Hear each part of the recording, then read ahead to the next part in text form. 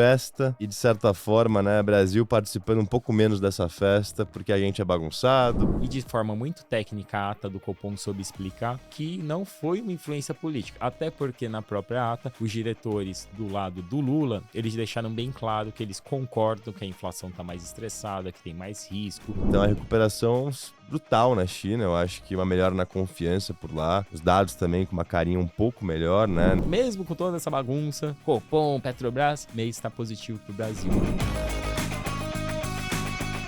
Muito boa tarde a todos. Mais um bate-papo aqui.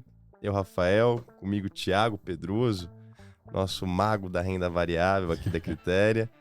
E, Pedroso, antes da gente começar aqui e falar sobre mercado, semana, e que semana, né? S&P subindo 4 semanas consecutivas, os 3 índices lá fora, Nasdaq, Dow e S&P batendo máxima juntos, né? O Dow atingindo os 40 mil pontos no intradiário ontem pela primeira vez na história, né? Então tem bastante coisa aí positiva para a gente comentar, né? Como a inflação, que veio um tanto quanto benigna e ajudou a alimentar esse rally, que eu diria que se iniciou mais agressivamente pós o Fed 2 semanas atrás, com o payroll ali mais fraco, agora com dado de CPI, que pode estar indicando que a inflação vai bicar para baixo no segundo semestre do ano.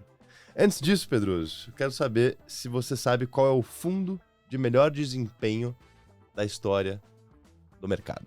Renascença. E o fundador dele, Jim Simons, morreu, né, infelizmente, na última sexta-feira. Enfim, o fundo... Na verdade, a firma chama Renaissance, né? Renascença, e o fundo chama Medallion. E, Pedroso, eu quero saber quanto que o Medallion deu desde a sua fundação em 1988 por ano. Ah, eu não lembro, mas eu vi isso esses dias, cara, mas eu não lembro de cabeça. Bruto, 66%. Por ano, desde 1988, 66%. Pedro, você sabe quanto o Jim Simons e a equipe dele cobrava de taxa de performance e ADM?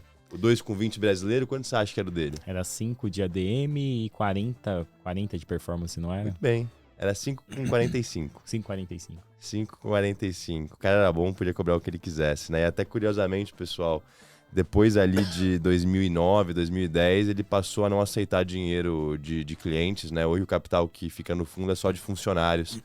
São 10 bilhões de dólares. Eu acho que são 300 funcionários e o menos rico ali, o estagiário, deve ser um multimilionário, né? Porque realmente são retornos impressionantes e uma consistência. Ele é o maior investidor, né, quant de todos os tempos. Acho que dá pra contar a história dele bem rapidinho, bem resumida. Quer falar? Você sabe bem, não? Ah, um pouco. O Jim, ele é um matemático, né, de formação. Ele começou em Las Vegas, decifrando jogos, né, utilizando a matemática para decifrar os jogos. Ganhou muito dinheiro em Las Vegas, voltou pro meio acadêmico, né, ele chegou a ser professor. E ele começou a gerir o fundo lá da faculdade. E aí, com isso, ele falou, pô, esse negócio é legal, eu consigo decifrar aqui o mercado financeiro. E ele financeiro. Trabalhou pro Pentágono, né, pro Sim, governo americano também, num projeto secreto. Códigos. Assim como foi o Alan Turing. Isso na Guerra Fria. Isso. Era códigos soviéticos que ele tinha que desvendar, alguma coisa assim. O mais famoso disso é o Alan, né, que é o Alan Turing, que tem, é um tem inglês, o filme dele, que né? tem o filme dele, que ele decifrou os códigos na Segunda Guerra Mundial, e ele fez exatamente a mesma coisa, só que com a Rússia. E aí, ele falou, pô, eu consigo decifrar, o mercado deve ter um padrão para poder decifrar como que faz para operar. É engraçado, né? No livro dele, ele basicamente só contrata físicos e matemáticos para casa dele. Se você trabalhou em banco ou em Wall Street, Faria Lima, né? Enfim, nunca vai te contratar. Exatamente. Porque, cara, ele mesmo disse, analisa algoritmos e não empresas. Eu ensino um físico e um matemático sobre economia, mas eu não ensino economista sobre física e matemática. Então é incrível o que ele construiu e o fundo dele... 66% ao ano, é uma coisa maluca isso. É só quant, tá, pessoal? E ele nunca algoritmo. Abriu como que é o modelo dele. E mais importante, ele nunca teve um ano negativo. Desde 1988. Eu trouxe aqui os retornos, se a produção puder subir, né, pra galera ver. Tem um retorno por ano aí, pessoal. E bruto e líquido também. Quanto foi aí de performance pro cotista, que hoje, né, é só interno, 10 bilhões de dinheiro interno. Também quando fica muito grande, ele não consegue replicar, né? Então ele teve que limitar o capacity ali do fundo, né, para 10 bilhões de dólares. senão teria muito mais, né? E a curiosidade o que tem fundo agora... de pensão que quer investir nisso. Exato. Enfim, fundo soberano ao redor do mundo e o a Jim Simons não abre. É se ele vai conseguir manter esse nível de retorno agora que ele não está mais lá, né? Eu acho que sim, viu? Acho que sim, porque ele deixou muito. Ele já não participava mais. Já tá muito velho, 86 fundo, anos. E o cara era uma chaminé, viu, pessoal? Fumava, acho que um maço de Marlboro vermelho por dia. Gostava do seu cigarrinho ali. Mas vamos lá. Falamos demais. Pedroso, mundo em festa. E de certa forma, né, Brasil participando um pouco menos dessa festa, porque a gente é bagunçado, porque o nosso Copom tá dividido, porque o nosso Copom tá politizado, porque o presidente da Petrobras foi demitido, porque a Magda, que é compincha, né, e companheira da Dilma Rousseff, agora preside a maior empresa do Brasil e a maior empresa da América Latina. Então, enfim, daqui a pouco você fala um pouco mais sobre isso. A semana começou, galera, com um PPI, que é a inflação no atacado, né? Inflação no produtor. Geralmente, dado importante o mercado gosta de ver, porque é um dado antecedente. Ele ajuda para prever o futuro. Porque a inflação ela vem para o produtor e depois ela é repassada ao consumidor, né? Então acaba sendo uma prévia, eventualmente, para leituras futuras. E quando saiu o número, a expectativa era 0,2, né? O aumento mensal. Veio 0,5. Na hora eu vi ali os mercados, cara, a bolsa deu uma derretida rapidinho, curva de juros abriu. Passaram-se 5 minutos e tudo se suavizou. Porque quando você começou a dissecar o dado, você viu coisa positiva e também, né, foi observado que as leituras dos 2 meses anteriores foram revisados consideravelmente para baixo, né? E saiu de uma inflação de 0,1 para uma deflação de 0,1, né? O dado de março. Então o mercado gostou dessa revisão para baixo e viu, acho que 2 principais componentes, né, Pedroso? Que é a questão das tarifas aéreas, né, que o PPI mede, e custo de transporte, né, as tarifas aéreas estão ali dentro, é muito importante pro CPI, né? É um peso enorme, especialmente pro Supercore CPI, que é excluindo moradias, né, que é um dado mais volátil, tem defasagem, o Fed já comentou que tá vendo mais... É pro PC, não é? Ambos, mas o PCI também, né? O PCI tem mais relevância, você tem razão, perdão. Todos são índices de inflação lá, só para deixar claro, só as métricas que mudam um pouquinho. E o PCI é o dado que hoje o Banco Central Americano mais utiliza para definição de juros, que é a balança ali, o fiel da balança dele. Exatamente. Deu a entender que esse PPI, enfim, benigno no qualitativo, né? Talvez não no número ali, mas quando você disseca ele benigno, pode ter surpresa para baixo no PCI nos meses subsequentes. Tá, eu acho que essa questão de tarifa aérea, custo de transporte e até seguro de carros, né, é algo que tá puxando e enviesando muito para cima e deve começar a ceder, tá? Pelo menos essa foi um pouco da leitura do mercado. E aí na quarta, né, essa leitura, ela ganhou ainda mais convicção quando vem o CPI na leitura mensal abaixo da expectativa, 0,3 contra 0,4 esperado. Na leitura anual ficou em 3,5%, né? Tava em 3,6%, então, finalmente um mês ali de declínio, né, pro CPI. Enfim, a gente viu 3 surpresas altistas, né, janeiro, fevereiro e março, que mudou de certa forma durante 2, 3 semanas a narrativa, né, do pouso suave ao redor do mundo. E essa narrativa ela volta a ganhar bastante tração com os dados que a gente viu essa semana. Como eu comento aqui há algum tempo, eu acho que a linha é tênue entre o pouso suave e o pouso forçado, né? Por que eu digo isso? Porque a gente está vendo sinais de final de ciclo econômico nos Estados Unidos, né, Pedroso? Eu acho que desde os PMIs que foram divulgados na semana passada, até a venda no varejo, que foi divulgada na quarta-feira, né, veio estável, quando a previsão é para uma alta de 0,4%, como a produção industrial, que foi divulgada na quinta, né, ficou abaixo da expectativa também, já aponta ali para uma desaceleração mais evidente na economia americana. E eu acho que entender, né, a magnitude dessa desaceleração é fundamental para entender se os ativos de risco vão continuar performando ou não, né? Eu acho que é isso, né? Porque o Fed cortar por um motivo ruim, eu diria que é o pior cenário que o mercado trabalharia, né? Melhor ter inflação um pouco maior, com o Fed ali um pouco mais duro, com a economia rodando bem, do que, de fato, uma desaceleração muito brusca. Eu não acho que vai ser uma desaceleração muito brusca. Tá sendo super honesto, se você olha o investimento privado e o que as empresas estão gastando de capex, isso vem apoiando muito o PIB, né? O consumo dos americanos continua razoavelmente forte, porque o emprego, né, continua perto das mínimas históricas, então o consumidor ele tem renda, né? Ele está alavancado, a taxa de poupança está baixa, tá, mas ele continua empregado, Enfim, isso é um dado importante, não é à toa, né, que o Powell falou tanto, né, que se vier uma fraqueza no mercado de trabalho, ele vai cortar. Né? Ele falou muito isso, enfim, 2 semanas atrás, na conferência ali pós-decisão de juros nos Estados Unidos. Então, galera, pano de fundo continua positivo. Eu acho que a gente teve uma lombada ali, né, no último mês, mas nos últimos dias e semanas tudo voltou à normalidade e os ativos, né, renovaram ali as suas máximas do ano. E um destaque aqui, eu acho que você vai falar sobre isso, né, especial para a China, né, Pedroso? Sim. Enfim, Hang Seng Index subindo 15% no ano, que é o índice de Hong Kong, onde ficam as empresas de tecnologia, subindo 6% quase na semana, né? Do dia 17 de março do mês passado até agora, exatamente um mês, foram quase 20% de alta do Hang Seng. E chegou a cair 15% em janeiro, né, o Hang Seng. Então a recuperação brutal na China, eu acho que uma melhora na confiança por lá. Os dados também com uma carinha um pouco melhor, né? Não muito melhor, e um governo mostrando que vai ajudar ali a economia via o monetário e também via o fiscal, né?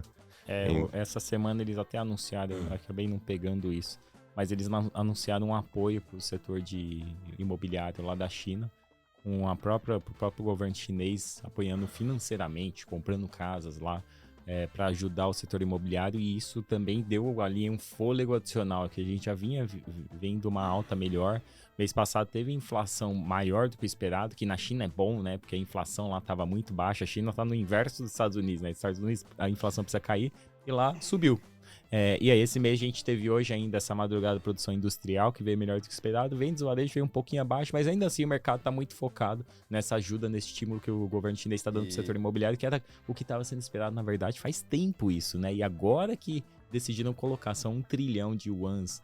Eu não lembro a conversão exata, mas é algo entre 200 a 300 bilhões de dólares. Coisa pra caramba, né? Eu acho que, olhando China, tem 2 nomes que se destacaram aí nas últimas semanas, que é a Alibaba e JD.com, né, as 2 varejistas digitais, né, da China, que tem vários outros negócios subsidiários, né, desde computação em nuvem, projeto de carro autônomo, né, investidas que fazem isso e etc. Acho que todo mundo deve conhecer a Alibaba, talvez a JD não. E, Pedroso, por incrível que pareça, né, tem gestor pra caramba que tá comprando a Alibaba e JD, né? Por incrível que pareça, não, né? É que a gente vê tanta pessoa falando que China não dá pra investir, China, esquece. Tudo tem um preço, né? Não tem jeito. Tudo tem um preço. A gente até falou no passado que a gente tava gostando de China, né? E a gente falou que a gente tinha comprado a Alibaba também um tempo atrás. E finalmente a gente tá vendo algum tipo de retorno ali, né? A Alibaba no último mês, salvo me engano, subiu 30%, tá, pessoal? Então a galera meio que acordou agora. Vamos ver se isso vai ser sustentável. Eu trouxe, aproveitando que a gente já tá falando disso, eu trouxe aqui 2 gráficos, né? Uma é uma comparação de ações americanas versus chinesas, que está no maior patamar dos últimos 50 anos, ou seja, as ações chinesas versus americana, né? Ou o inverso, né? Se a gente for olhar americana versus chinesa, as ações americanas estão no maior patamar de nível de preço proporcionalmente às ações chinesas. Enquanto as treasuries estão na mínima versus os bonds chineses, né? Porque os juros lá subiu, o PU, o preço do título, caiu, enquanto na China os juros ainda tá baixo, o preço do título. Então a gente tá vendo um cenário que a China tava muito largada, que ninguém tava olhando aquele negócio, e agora todo mundo, opa, será que a China tá barata? Isso porque a gente ainda nem viu um ciclo de fluxo, na minha opinião, porque o fluxo ainda tá muito nos Estados Unidos por conta dos juros, por conta da economia. Se isso virar lá, aí talvez o mercado vai dar um pouco mais de atenção para esses outros uma players. Reversão à média, enfim, eu acho que é algo talvez inevitável, né? É que entender qual que é a média que a China merece é a grande questão, né? Qual que é o prêmio ali que você tem que ter para investir em China? O governo chinês acabou com o setor de educação privada da noite pro dia, né? Tinha empresas que valiam bilhões em bolsa que passaram a valer 0 no dia seguinte, quando eles resolveram estatizar esse setor, né? Educação privada de cursinho, tá? Cursinho pré-faculdade é um negócio enorme na China. Enorme. Os pais querem que os filhos entrem nas melhores faculdades e o filho vai estudar ali para conseguir passar no vestibular. E isso não é do governo, é do setor privado. E ganhava-se fortunas esses negócios, porque os pais pagavam o que for, era caríssimos os preços, né? Especialmente nos mais tops ali. E aí o governo resolveu estatizar, né? Enfim, É o que a gente pode esperar, né, de um partido comunista. Mas é justamente por isso, né, que também o mundo fica apreensivo quanto à China e tem, de fato, muito argumento que mostra que, realmente é uma caixinha de surpresas, mas como o Pedroso falou, tudo tem o seu preço. Alibaba, no começo do ano, negociava somente a 7 vezes lucro. 7 vezes lucro para um negócio maravilhoso, em tese, né? Eu lembro até quando o Jack Ma sumiu. Achavam que o governo tinha matado tinha ele. capturado ele ou matado ele. Enfim, Jack Ma... Capturado com certeza. O Jack Ma é o fundador da Alibaba. Agora parece que tá tudo certo, se resolveram ali. Ele tá todo sorridente. Ele falou mal do governo chinês na época, e aí ele sumiu, ninguém mais viu ele sumiu das reportagens, a empresa também falou que ele não tava comparecendo. E o que eu gosto muito dessas duas empresas, a JD e a Alibaba, porque eles têm muito caixa. Pense que a Alibaba, metade do market cap dela é caixa, né? Ela vale 200 bi, tem 100 bi de caixa. Caixa líquido, tá? Subtraindo dívida já. Isso eu tô arredondando os valores, tá, pessoal? E JD é a mesma coisa, mais ou menos, tá? Até um pouco mais de caixa do que a Alibaba em relação ao market cap da empresa. E o que eles estão fazendo com esse caixa é comprando ação. Pensa que 3,5% das ações em circulação foram recompradas somente no primeiro trimestre do ano. Isso dá um buyback yield, né? Anualiza isso, Pedroso. 15%, mais ou menos. Quase 15%. Olha isso! Olha o yield, 14%. Só de recompra de ação. É como se fosse um dividendo isso, tá? E a Alibaba paga um dividendo em cima disso de 2, 3%. Né? Então, enfim, a administração tá comprando. A gente tá de olho aqui. Pedroso, por fim, né? 45 dias após o encerramento do trimestre, acontece algo muito importante, que são os relatórios 13F, onde os gestores, né, americanos com mais de 100 milhões de dólares sobre gestão precisam divulgar ao mercado as suas movimentações ao longo do primeiro trimestre, né? E, cara, realmente foi uma caixinha de surpresas o que a gente viu nessa safra, né, de relatórios 13F. Michael Burry, né, o cara do Big Short, da grande aposta, que apostou contra o mercado imobiliário e faturou bilhões ali em 2008. As duas maiores posições do fundo dele, Alibaba e JD. Já há algum tempo, mas ele dobrou as apostas, né, praticamente aumentou 70% as apostas nessas duas empresas no último trimestre, tá? Steve Coyne, do Point72. Para aqueles que não sabem quem é Steve Coyne, pensem em Bobby Axelrod, personagem da série Billions. Foi inspirada na trajetória de Steve Coyne, que, né, veio do nada e fundou aí um dos maiores e mais lucrativos hedge funds da história. Também adicionou bilhões de dólares em Alibaba, né? E por fim, o Ken Griffin, né? Não ele, mas a Citadel, ela tem uma família de hedge funds. O Ken Griffin é um dos homens mais ricos dos Estados Unidos, né? Ele mora em Miami, ele é dono da Citadel. A Citadel é a maior market maker dos Estados Unidos, é uma grande provedora de liquidez, e tem ali a sua caixinha de asset, onde ela administra uma família de hedge funds. E, enfim, uma das maiores compras dessa família de hedge funds no trimestre foi também Alibaba. Então a gente está vendo um padrão aqui entre esses grandes nomes, ao que tange comprar companhias chinesas com foco nessas duas. Teve Baidu, alguns também, etc. Não vou entrar no mérito. Mas mais importante, tá, Pedroso? Um cara que eu acho que é o mais certeiro é o Stanley Druckenmiller, né? Que tem um outro hedge fund. O cara é fera, discípulo de George Soros, ajudou ali quando quebraram quase o Banco da Inglaterra, né? Com short no pound no final da década de 90. Cara, o Stanley Druckenmiller parece que ele viu as minhas recomendações e colocou na carteira dele. Eu fiquei felizão. Porque chuta qual é a maior posição atualmente do fundo dele. IWM, Russell 2000. Ah, Russell. Russell 2000. Caramba. Ele vendeu 71% da participação dele de Nvidia. A Nvidia era a maior posição. Ele vendeu quase tudo, 70%. E colocou essa grana em calls, né? Não é nem a posição à vista, a opção de Russell 2000. Né? E, o Gabriel falou há um tempo que as small caps pareciam muito largadas, né? 40% de desconto frente às large caps me parece muito exagero, né? Quando a gente olha a diferença de múltiplo das duas. Já tá fechando bem, né, nos últimos dias. Tá fechando bem. É um trade de duration as small caps, né? Um Fed dovish, um Fed sinalizando corte de juros, enfim. Uma inflação mais benigna é o segmento, entendo eu, que mais anda, né? Em termos de índice, né? Em termos de setor ali. Então, Stanley vendendo a Nvidia e comprando o Russell 2000. E aí, só para finalizar, não podia deixar de lado o Warren Buffett, né? E, cara, a gente já sabia o que ele tinha feito, né? Porque ele falou muito em Omaha no evento anual dele. Enfim, vendeu 13% da Apple, né? Mas finalmente, depois de 3 trimestres, ele divulgou a ação misteriosa que ele vinha acumulando. E hoje é a 9ª maior participação da Berkshire. 7 bilhões de dólares investido nela. Você sabe qual é? Não. Chama Chubb. É uma seguradora americana, enfim, comprou do nicho dele, né? O cara é dono da Geico, ele sabe tudo de seguro. Seguro é um negócio bacana, porque para ele, especialmente para quem é gestor, e ele que inovou esse negócio, né? Porque a seguradora recebe o prêmio que você paga e só precisa lhe pagar, né, algo em eventual sinistro, né? Se o seguro é acionado. E o seguro não é acionado direto, então essas seguradoras ficam com bilhões de caixa, né? Para investir. É uma reserva obrigatória. É uma reserva obrigatória. E como se investe essa reserva, dita muito, né, a lucratividade da empresa. E o Buffett, lá atrás, né, não é à toa que ele comprou a Geico, né, que é uma das maiores seguradoras dos Estados Unidos, com foco em seguro de carro até, Pedroso. Ele tá fazendo dinheirão, né, que a gente vê que seguro de carro no CPI não para de aumentar, né, mês contra mês, 15% subindo o seguro automobilístico.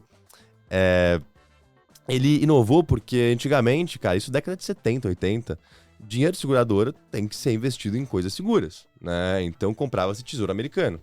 O Buffett não, ele pega essa grana e compra a empresa. Não toda, né? Mas uma parte. Ele investe isso. E ele tem alavancagem operacional em tese, né? Fazendo isso. O cara é bom. Então ele comprou a Chubb. A Chubb, ela foca em seguros mais nichados. Tem a parte de seguro de saúde, a parte de seguro de vida, mas eles têm um business grande no que é chamado de specialty insurance lá fora, que são seguros, de furacão, sabe essas coisas mais fora do radar?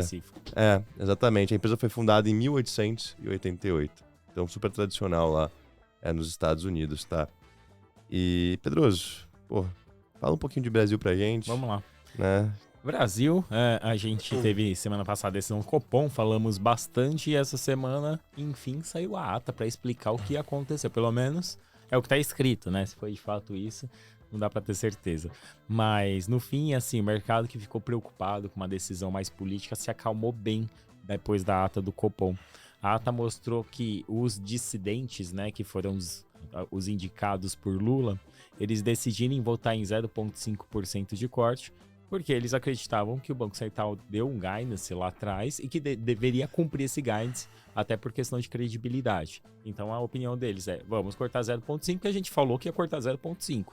E no fim, assim, foi bem em cima da hora, né, que o Roberto Campos Neto foi mudando de ideia. O Banco Central, só lembrando, ele é independente, assim como os seus diretores e o seu presidente. Então, o Roberto Campos Neto, no momento que ele fala que vai ser 0,25, ele não precisa nem pedir autorização dos outros para dar a opinião dele, né? E nem, obrigatoriamente, todo mundo tem que votar com ele. Então, acho que essa é a grande questão. Eu acho que até o Galípolo, numa entrevista, deixou isso claro. Ele falou disso, né? Ele comentou que todo mundo tem liberdade para votar, que não existe pressão contrária e todo mundo tem liberdade para dar sua opinião. Foi essa a opinião do Roberto Campos Neto. Eles não concordaram, achavam que o Banco Central deveria seguir com o guidance que já tinha sido colocado lá atrás. Então, basicamente, foi isso que foi colocado na conta e o mercado deu uma tranquilizada. O mercado fez uma leitura e, de forma muito técnica, a ata do Copom soube explicar de que não foi uma influência política. Até porque, na própria ata, os diretores do lado do Lula, eles deixaram bem claro que eles concordam que a inflação está mais estressada, que tem mais risco e que não dá para deixar aberto um guidance para a próxima reunião, ou seja, a gente não sabe o que vai acontecer na próxima reunião, pode ter corte, pode não ter, pode ficar estável a taxa de juros.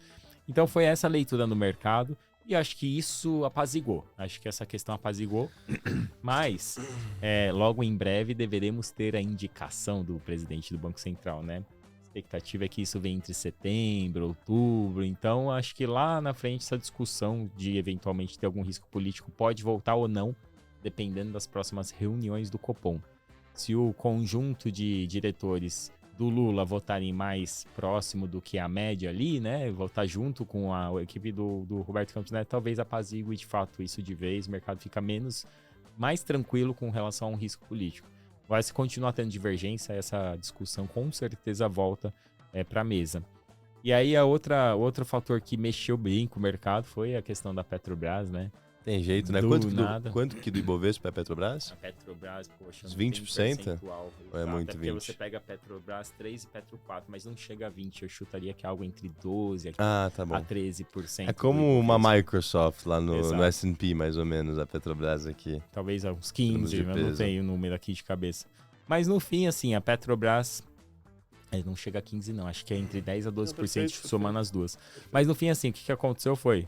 O Lula acordou de mau humor e decidiu demitir o Prats. Não foi isso, a gente já viu tudo acontecer ao longo do tempo, mas a impressão que foi essa, né? Porque não foi esperado, o mercado não esperava essa notícia, porque quando aconteceu toda aquela briga lá atrás, o negócio apazigou e seguiu. E agora que não estava acontecendo nada, pelo menos nada aparente, o Lula falou, vou mandar ele embora. E aí mandou o Prats embora, pegou o mercado de calça curta, ninguém estava esperando essa notícia. Quer dizer, com certeza algum político deve ter comprado a opção, mas no geral a maioria das pessoas não esperavam essa notícia. E aí o papel acabou tendo uma correção forte. Foi indicada uma mulher que era da Petrobras, ela era uma funcionária de carreira, saiu da Petrobras lá atrás. Ela é bem técnica nesse ponto de vista, tá? Então é uma pessoa que conhece bastante o setor, porque ela trabalhou muito tempo na Petrobras, saiu de lá, foi do governo da Dilma, ela foi pela ANP, ela foi diretora-geral da ANP, que é a Agência Nacional de Petróleo e Gás, e ela é mais ligada ao PT, ela tem talvez algumas posições mais próximas do que o Lula busca na Petrobras. Até me corrija se eu estiver errado, mas eventualmente a nomeação dela seria para acelerar essa parte de investimentos?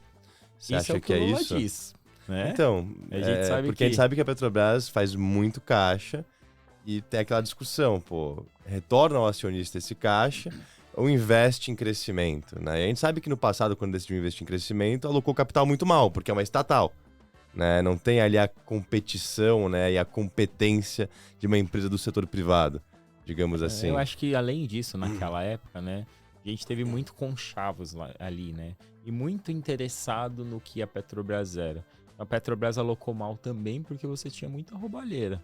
Era o cara que estava interessado que investisse aqui, porque aqui ele ia estar ganhando, e aí forçava, e aí era aquela bagunça. Então, além de toda a questão de alocar mal capital, foi mal alocada porque foi alocado para ajudar os amigos. Foi literalmente isso. Se você for ver, boa parte dos investimentos foi isso. Vamos ajudar o amigo aqui, a Odebrecht, a não sei o quê, a Sete Brasil, né? Então, o Lula, a justificativa do Lula pela demissão do Prats, a justificativa que ficou mais clara foi essa questão do investimento, e ele frisou especificamente de acelerar os investimentos em petroleiros construídos no Brasil, né? Porque o Brasil ele tentou criar uma indústria naval para o setor de petróleo lá atrás, as empresas que foram criadas não deu certo, a Sete Brasil, que era uma das empresas criadas na época, praticamente quebrou. E agora o Lula estava vindo de novo com essa proposta, né? Tinha naquela época a lei de que a Petrobras tinha que ter um mínimo nacional, que ela tinha que contratar de produtores, indústria nacional, e agora o Lula está vindo um pouquinho com essa proposta. Então essa foi a grande discussão que ele disse que demitiu ali o Prats. E aí a gente tem uma nova presidente da Petrobras. Eu acho que no D0, a Petrobras, e aí, só retornando aqui uma coisa que a gente não comentou, né? A lei das estatais voltou, porque o STF derrubou o que foi feito lá atrás, então a gente tem as leis das estatais de novo, então o governo não pode indicar qualquer um, nem para presidência, nem para o conselho. Tá rolando até um pedido de tirar todo o conselho da Petrobras, porque o conselho da Petrobras foi eleito junto com a chapa do Prats. Então, o conselho da Petrobras, ele tem ainda uma pessoa lá que hoje ele não passaria na lei das estatais, que ele não tem as qualificações necessárias. E essa pessoa é exatamente o presidente do conselho da Petrobras. Então, já tá rolando um pedido para derrubar junto o conselho. Já que saiu o Prats, então aquela chapa não vale mais. Então, teoricamente, a Petrobras ainda tem algumas amarras que vai limitar muito, às vezes, alguma decisão ruim. Mas mesmo assim, provavelmente a gente ainda vai ter alguns estresses, depende de como essa pessoa vai se posicionar, essa nova presidente da Petrobras. Então, acho que é um papel que, embora continue barato, deve ficar aí meio de lado até ter uma definição melhor do que vai acontecer. E aí, né, tudo isso, em tese, deveria ter estressado bem, além da Bolsa, o fluxo de estrangeiro. Teve resgate, lógico, mas a gente ainda está com fluxo positivo nesse mês. Então, eu acho que uma coisa importante aqui, que a gente às vezes se contamina muito pelo barulho interno, né? Mas o gringo não tá, talvez, ligando tanto. Liga, lógico, às vezes eu tenho a impressão que a gente fica imaginando que o gringo que investe no Brasil é um baita gestor que tá olhando, analisando. Cara, é um monte de robô. Um monte de robô que decide a hora de colocar dinheiro por fluxo, por dado X e Y e ponto. Se o dado X e Y mandar ele colocar, ele vai colocar. Esse é o grosso do dinheiro que vem, ainda mais para um país como o Brasil. E aí, esse cenário que nós tivemos recentemente foi a melhora das condições lá de juros nos Estados Unidos. Então, mesmo com toda essa bagunça, Copom, Petrobras, mês está positivo para o Brasil. E muito por fluxo. E esse fluxo também, ele se justifica pela questão lá da China, né? A China puxou, eu vou trazer aqui um outro dado, que é o MSCI Emerging Markets. Ele é um índice que pega os principais mercados emergentes, lógico, com relevância aqui dentro da China. E ele está voltando a níveis que a gente viu lá em agosto de 2022.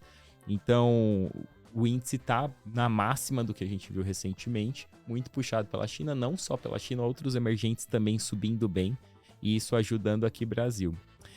E aí eu queria trazer uma questão aqui que eu acho interessante. Eu até queria pedir para você explicar o que é o Quantitative Easing, né? Lá nos Estados Unidos, que foi feito. Então, o Quantitative Easing, né? O QE. Isso começou em 2008, na verdade. 2008. É uma ferramenta de política monetária que foge, né, da simples manipulação dos juros. É um banco central com seu balanço. Não, foge por um motivo específico, porque o juros já estava muito baixo, você precisava ativar a economia e você não tinha muito como fazer através da política monetária. Então é algo recente, tá? Uhum. O Banco Central, até 2008, só tinha uma ferramenta para estimular ou, enfim, contrair a economia, que era juros. Em 2008, dado a crise imobiliária, juros em zero, ele viu ali que tinha que conseguir atuar de forma mais, enfim, eficiente, né, digamos assim. E o Banco Central, com as suas reservas, né, o Fed, passou a comprar título público americano. Tá? E não só título público, tá? Enfim, na pandemia o Fed comprou ETF de S&P até, né, em valores menores, logicamente, né. E isso foi em parte o que criou a bonanza, né, de 2010 a 2020, né, uma década maravilhosa, lógico que avanços tecnológicos, Nasdaq, etc., mas uma liquidez sendo injetada. E quando você compra título público, os juros que importam no final do dia, galera, não é os juros corrente, é os juros futuro. Ninguém pega um empréstimo com juros de um dia, é um empréstimo com juros de 10 anos, né, e os juros futuro quem precifica é o mercado, com base na oferta e na demanda e, logicamente, com a conjuntura econômica e os dados. Né? Se o Fed está comprando título público americano, ele está pressionando a ponta longa da curva de juros para ficar para baixo, né? Que é o 10 anos americano, que é o ativo mais importante do mundo, em tese. Né? Eu até vi uma frase boa outro dia que a única renda fixa que existe é a renda fixa americana. Né? O resto é tudo spread, tudo prêmio sobre essa renda fixa. Aí é verdade. Então, é justamente isso, Pedroso. E aí o QE, né, que, fez com que o mercado ficasse muito feliz por muito tempo, né? Com o Fed deixando a ponta longa da curva de juros artificialmente baixa, né? Digamos assim. Ele foi revertido por causa da inflação que começou a aparecer no final de 2021. E começou-se o QT, que é o processo inverso. Ao invés de aumentar o nosso balanço comprando título público, vamos diminuir ele, em tese, vendendo, né? Ou, no mínimo, deixando maturar e não recomprando, né? E hoje a gente vive, né, no mundo de QT, né, de enxugar a liquidez, né, do Banco Central americano não ser mais uma ponta compradora de tesouro público, mas esse QT, ele tá diminuindo, né? Ele foi de, se não me engano, 65 bilhões para 30 bilhões, né? 25 bilhões, algo do tipo. Foi até por isso, né, que o mercado ficou muito feliz nessas últimas 2 semanas, porque não tava na expectativa, né? A gente vê o Fed já com o dedo no gatilho dos juros, né, esperando algum tipo de enfraquecimento do mercado de trabalho, mas já tentando afrouxar as condições financeiras via, né, a redução ali do QT, que é o Quantitative Tightening, né?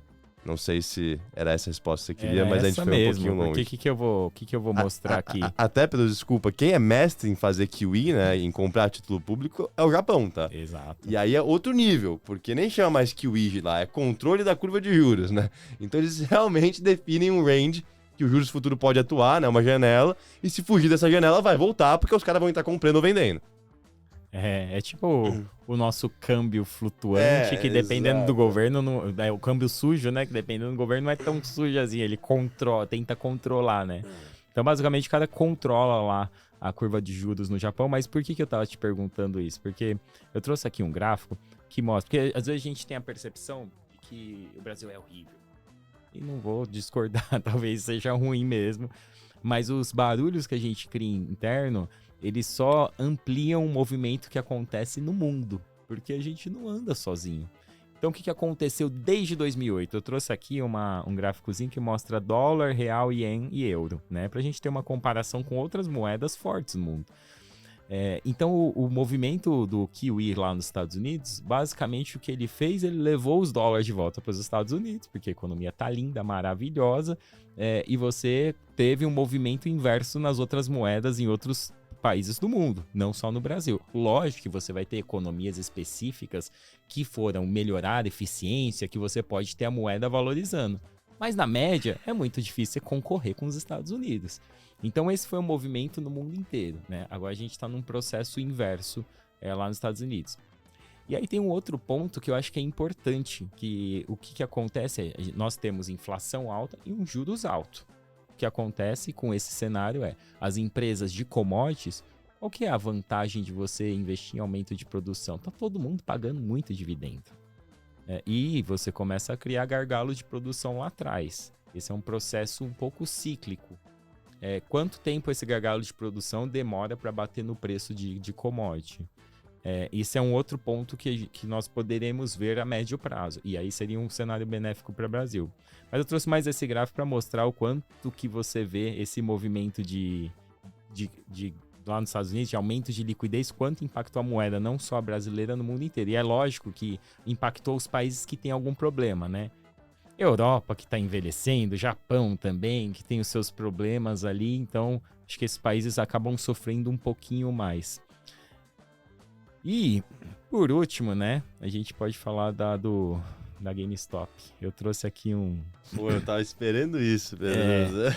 Não só dela, né, mas... Eu queria só entender o que quer dizer esse desenho, mas... Eu tenho a minha interpretação. Você tem a sua interpretação? Então me explica. Então. Mas antes de eu explicar a interpretação, explica o que é aqui. GameStop, pra quem lembra... Sobe aí, pessoal, produção. Esse cara aqui, o Warren Kitt, né?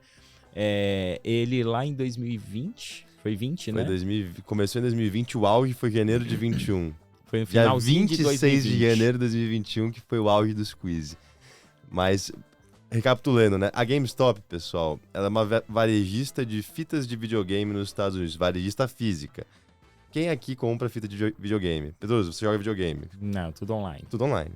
Né? PlayStation Store, Microsoft Store e etc. Não tem muito segredo.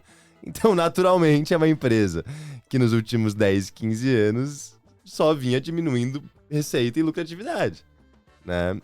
E em 2020, ela começou a ganhar muita atenção. Enfim, até então, né, nesses últimos 10 anos, os hedge funds lá fora ganharam muito dinheiro vendendo a ação da GameStop. Qual óbvio, né? Pô, é um business irrelevante, é uma blockbuster da vida. O negócio eventualmente vai quebrar, deixa eu ganhar aqui.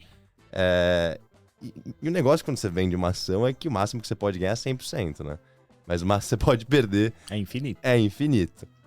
E aí vem um cara chamado Keith Gill, também conhecido como Roaring Kitty, ou Deep Fucking Value, né? Que é o nome dele no Reddit. E começa a fazer vídeo diário. Nome bem sugestivo. E começa a fazer vídeo diário no YouTube de por que ele acha que tem uma história maravilhosa pra GameStop, porque ela vai se reinventar, vai entrar no mercado digital, o balanço dela é bom, tem caixa, não tem tanta dívida, tem tempo. Enfim, o cara faz uma tese de investimento irada, isso acho que 2019 para 2020. E começa a investir toda a grana dele, né, $50 mil. Ele é um cara super esclarecido em termos financeiros, tá? Ele trabalhava na Mass Mutual, que é uma empresa de serviço, acho que é uma seguradora americana, ele tinha até licença de corretor lá fora, tá? Corretor mobiliário, né? De ações, bonds, etc. Então, o cara veio com um argumento interessante, né? E esse papel da GameStop, como eu comentei, tinha muita pessoa vendida, né? E o short interest, que é basicamente quantas ações estão vendidas, né? Em relação às ações em circulação, que é o que a gente chama de float, chegou a ser mais de 100%. Eu nem sabia que podia ser mais de 100%, né? Nos Estados Unidos pode. Você pode alugar a ação 2 vezes, né? Alguma coisa Aqui do no tipo. Brasil não pode, mas lá dá. Isso é uma loucura. Então, ele começou a comprar ação a $3. $3, fazer os vídeos. Cara, esses vídeos começaram a ganhar visualização. E dentro da tese dele, logicamente, tinha o short squeeze, que é o que ficou conhecido, né, naquela época, algo que acontece há tempos, que quando um gestor está vendido e um bando de pessoas começa a comprar, a ação começa a subir. E esse cara tem que estopar a posição dele. Pra você estopar uma posição vendida, você tem que recomprar a própria ação. E aí explode exponencialmente, porque a posição do gestor, né, do institucional, é enorme. Então, em questão de minutos, dias ou semanas, dependendo ali da magnitude, a explosão pode ser fantástica. Resumo da ópera, enfim, esse Warren Keaty comandou um exército de varejo, né, para comprar ações da GameStop. Tem um motivo também, né? Além de tudo que você falou. O Naquela Ryan Coyne, época, né? Os Estados Unidos estavam dando cheque para todo mundo. A Investidor de Robinhood. varejo tava comprando qualquer coisa, tudo que via ele comprava na Robinhood, que é uma corretora lá nos Estados Unidos. Uma espécie de focado, clear nos Estados Unidos, né? Não tem focado nenhum em varejo. Gamificação absurda. E aí ele pegou bem esse movimento de investidor, De varejo, liquidez e tudo. Não, e foi isso. Pô, você recebeu, sei lá, 3, 4 mil dólares de cheque do governo. Pô, você não perdeu seu trabalho, você tá trabalhando de casa, as suas despesas diminuíram, não tem cassino, porque tá tudo fechado. Vamos pôr na Robinhood. E uma galera que nunca tinha ouvido falar de mercado colocou esses cheques na Robinhood. E seguiram esse nosso amigo Warren Keaty, que, por incrível que pareça, se tornou uma influência, né? E aí a ação começa a subir, subir, aí aparece uma reportagem aqui, aí ela sobe mais, aí aparece outra, e aí isso vai puxando o fluxo, Quando né? começou a ganhar atração, foi quando o Ryan Coyne, que é o fundador da Chewy, a Chewy é uma pet dos Estados Unidos, tá? Ele entrou comprando 10% da GameStop. Isso meados de 2020. Aí começou a ficar interessante o negócio, porque a tese de reestruturação tava ali, entendeu? E com o short interest enorme, a galera começou a recrutar o varejo. E até tem um filme, né, chamado The Money, que o Seth Rogen, aquele ator famoso, é o malvadão da Melvin Capital, né, o Gabe Plotkin, porque pensa que teve gestor que faliu, quebrou, porque tomou pancada, né, stop total da posição vendida. Né, e perdeu bilhões de dólares. Era uma posição pequena, como eu comentei do fundo. Mas se sobe 1000%, fica a ação grande. foi de 3 para 500 no seu auge. Tá? 3 a 500. Isso em questão de, sei lá, 18 meses, assim, né? Mas o auge, quando começou a sair na notícia isso tudo, foi na virada do ano, tipo, segunda semana de janeiro, assim, de 2021. Que absurdo. E aí esse cara postou isso. Novamente, agora pode... Postou dia 12 de maio. Essa imagem, me explica, o que é essa imagem? Cara, esse é um meme famoso usado na comunidade. Pior que eu até participo dos fóruns na Reddit, às vezes do Twitter. Cara, quando um gamer, ele tá encostado, ele levanta, é porque game on, o jogo tá sério. Né? Então, pô, tenho total atenção no jogo aqui. É isso. E esse cara, depois de 3 anos sem postar, pensa que ele foi depor no Congresso americano. A história, galera... Tem 2 filmes pra vocês verem, The Money ou Eat the Rich, né? Eu não sei os nomes em português, mas só escreve GameStop no Netflix que vai aparecer, né? E, enfim, vocês vão entender direitinho. E, basicamente, a ação da GameStop, se você pegar o acumulado de segunda e terça-feira, subiu 270%. Trouxe aqui, né? Do dia 12 que ele anunciou, se eu não me engano, era um sábado, um domingo. Era um domingo que ele postou isso. Era um domingo, né? Então, do dia 12, aí os 3 dias seguintes, segunda, terça, quarta-feira, ela bateu o topo 278% em 3 dias. Ela subiu pouco dessa vez, perto da outra, né? Que a outra vez foi mais longo. Esse foi o movimento nela, porque nós vimos isso começar a fazer o mesmo movimento daquela época, né? A gente viu a AMC, né, que é uma rede de cinema dos Estados Unidos. Teve outras empresas lá, teve uma de carro que lá atrás fez IPO, que também nunca entregou um carro e só desvalorizou, que subiu... Quantos por cento subiu essa daí? Cara, essa subiu 7.000%. 7.000% subiu a ação por conta de um post do cara. Calma aí. Pô, esse post influenciou as 2 icônicas, que é GameStop e AMC. São as 2 meme stocks icônicas, né? E aí o que essa comunidade foi fazer vamos achar a empresa que tem market cap de 2 a 10 milhões de dólares, que é absolutamente nada isso. Vamos ver o short interest e vamos squeezar o institucional vendido ali para ser obrigado a recomprar as ações e a gente ganhar dinheiro. E, cara, quando você pega uma ação que tem um market cap de 2 milhões de dólares, não precisa de tanta pessoa assim comprando para fazer preço. Né? E essa aí do carro elétrico, que subiu 7.000%, o short interest estava em 96%. O que me surpreende é que os caras continuam vendidos. Tipo, depois do que aconteceu em 2021, né? Não dá pra entender. E também, pô, a GameStop tava com short interest de 30%. É porque também você pensa o seguinte... papel subiu.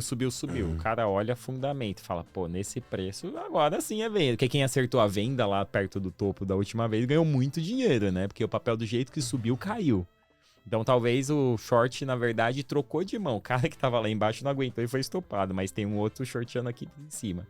E o que tá shorteando aqui em cima, a gente não sabe o tamanho, porque você melhorou a liquidez. Talvez esse cara tenha fôlego para aguentar um movimento grande. Perfeito. Aí você pode estar falando agora de um fundo muito grande que, pô, se subir, ele entra com uma posição pequena, mas se subir 300%, beleza. Eu dobro a mão aqui nos 300 de alta, porque eu sou muito grande, aí eu consigo... Aí é lógico, é uma posição muito pequena frente ao todo. Mas Esse movimento acontece no Brasil, né? A gente vê isso acontecer também aqui. E na época que aconteceu isso lá nos Estados Unidos, foi criado comunidade aqui no Telegram para falar de algumas empresas. Eu lembro disso. IRB, Cogna, pra fazer o short squeeze nela. E naquela época chegou, né? O negócio tomou uma proporção que veio até o Brasil. E a CVM soltou comunicado falando que isso não podia ser feito, que ela ia investigar os grupos e não sei o quê. Eu cheguei a entrar nesses grupos por curiosidade. Quando saiu a matéria, o pessoal saiu tudo, os grupos, com medo. Mas foi engraçado todo o movimento que aconteceu na época. Até subiu uns 20%. Qual que chegou a subir, acho que IRB, era IRB, né? IRB. Quando fizeram, subiu um pouquinho. Subiu. Quando fez, subiu e depois. Aqui no Brasil não pegou do mesmo jeito. Não pegou. Mas, pô, Pedroso, é isso. E só pra fechar aqui, eu acho incrível. A AMC é uma rede de cinemas nos Estados Unidos, né? E diferente da GameStop, o balanço dela é péssimo. Tem muita dívida a empresa e tem um pagamento grande de dívida ano que vem. E a AMC só tá conseguindo alongar o passivo, né? E pagar as obrigações de curto prazo, porque em 2021 a ação decolou e eles fizeram um aumento de capital e conseguiram melhorar o balanço, né? E, cara, de novo eles fizeram isso. Então pensem em uma empresa que tá sobrevivendo porque tem um bando de investidor de varejo, eu e você, né? Enfim, galera como nós, comprando meme stock. E o cara vai lá e aproveita para entubar uma oferta de ação, né? Diluir todo mundo e assim, aumentar. Você não sabe o que tá por trás, porque quem acompanha aqui o mercado brasileiro também vê isso. Às vezes você vê alguma ação X ou Y subindo, sem um grande motivo. Aparece uma história que às vezes nem é tão... Mas fazem o ativo subir. E aí logo depois vem um aumento de capital, né? Bom. Quem tá por trás disso, desses movimentos, né? A gente tá falando dele aqui pontualmente, mas quem tá por trás desse movimento, você às vezes não sabe. Você tá pagando pato, na verdade, né? Porque você tá comprando uma empresa horrível pro cara conseguir fazer esse aumento de capital a um preço que isso nunca valeria em nenhuma outra hipótese. Né? Então, a gente vê isso acontecendo. É bom tomar cuidado nesses movimentos, porque nem sempre é uma boa. Mas eu acho que é isso. Galera, muito obrigado por nos acompanhar até aqui. Um bom final de semana e um grande abraço. Valeu, pessoal. Bom final de semana a todos. Tchau, tchau.